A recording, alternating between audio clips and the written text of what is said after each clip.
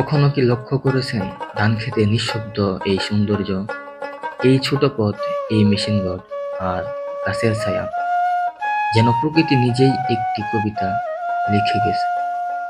যে জীবন শহরের কোলাহলে খুঁজে পায় না, সেই জীবন খোলা মাঠের মাঝখানে দাঁড়িয়ে নিজেই ধরা দেয়। আজ আবারও ফিরে এলাম প্রকৃতির মাঝে,